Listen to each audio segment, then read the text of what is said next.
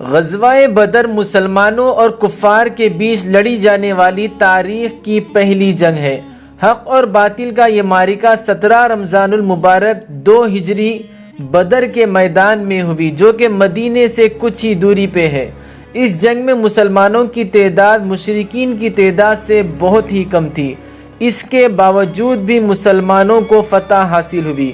اس لڑائی میں مشرکین کی تعداد 1000 تھی تو مقابل میں مسلمان صرف 313 تھے۔ سامان جنگ کی بات کریں تو مسلمانوں کے پاس 6 سیرے، 8 تلوار اور صرف 2 گھوڑے تھے۔ لیکن اس جنگ سے یہ پتہ چلتا ہے کہ جنگ کے لیے تعداد یا سامان جنگ نہیں بلکہ فتح اللہ کی مدد سے ہوتی ہے۔ وہ جب چاہتا ہے فرشتوں کو آسمان سے اتار کر ایمان والوں کی مدد کرتا ہے۔ اس کا ذکر قرآن میں اللہ تعالیٰ نے یوں کیا، سورہ العمران آیت نمبر 123۔ اللہ نے جنگ بدر میں بھی تمہاری مدد کی تھی جبکہ اس وقت بھی تم بے سر و سامان تھے، بس اللہ کی نافرمانی سے بچو تاکہ شکر گزار بن جاؤ۔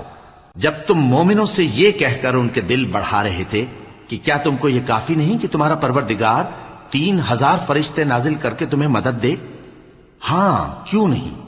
اگر تم دل کو مضبوط رکھو اور نافرمانی سے بچتے رہو اور کافر تم پر جوش کے ساتھ دفتن حملہ کر دیں تو تمہارا پروردگار 5000 فرشتے جن پر نشان ہوں گے تمہاری مدد کو بھیجے گا، اور اس مدد کو تو اللہ نے تمہارے لیے ذریعہ بشارت بنایا، یعنی اس لیے کہ تمہارے دلوں کو اس سے اطمینان حاصل ہو، ورنہ مدد تو اللہ ہی کی طرف سے ہوتی ہے جو غالب ہے، حکمت والا ہے۔ اور مسلمان قلت سامان اور تعداد کی کمی کے باوجود بھی جنگ جیت جاتے ہیں، مگر اس کے لیے اللہ تعالیٰ نے 2 شرطیں رکھی ہیں، ایک صبر اور دوسرا تقوی۔ اگر مسلمان صبر اور تقوی کا دامن تھامے ہوئے اللہ کی مدد پر کامل یقین رکھتا ہے تو انشاءاللہ ہر معرکے میں فتح حاصل ہوگی۔